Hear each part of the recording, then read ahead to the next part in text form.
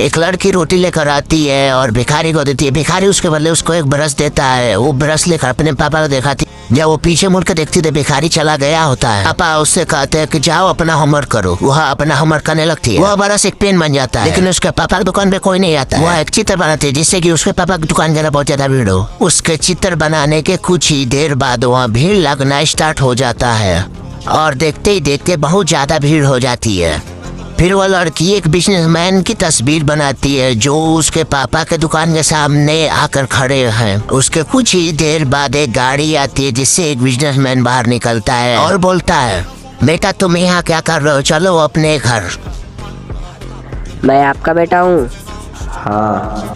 फिर वो लड़का कहता है आपको कोई गलतफहमी हुई है। फिर बिजनेसमैन कहता है पहचानो मुझे, मैं तुम्हारा बाप हूँ। उसके बाद वह एक सूटकेस लाता है जिसमें बहुत सारे धन होते हैं और एक किताब भी होता है। फिर वह लड़का एक सोने को टुकड़ा लेकर देखता है और उन सारे धन को भी देखता है। फिर आसपास जितने सिक्योरिटी गार्ड है उन सबको देखता है। फिर वह उनके साथ जाने के लिए तैयार हो जाता है। फिर वो कहता है कि मेरी कुछ शर्तें हैं जिसको आपको मानना पड़ेगा। मेरी बेटी और मुझे कोई तंग नहीं करेगा। यह बात सुनकर बिजनेसमैन शौक हो जाता है और लड़का मन ही मन खुश होने लगता है। फिर वो कहता है कि मैं हूँ ना, तुम क्यों डरते हो, मेरे रहते तुमको कोई तंग नहीं करे।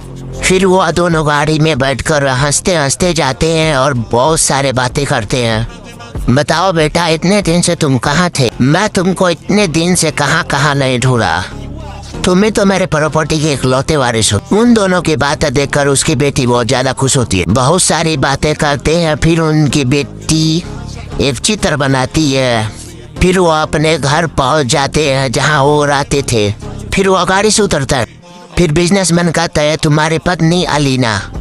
उसकी बेटी जाके उसे गले लगा लेती है लेकिन वो पीछे खींच लेता है। फिर वो कहता है डरो मत।